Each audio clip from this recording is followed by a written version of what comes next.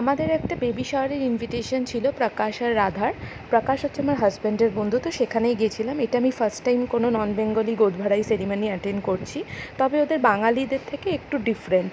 তো যাওয়ার পরেই ওরা ওয়েলকাম ড্রিঙ্ক দিয়েছিল, তারপর স্টার্টারে কাটলেটস দিয়েছিল, ভেজ কাটলেট।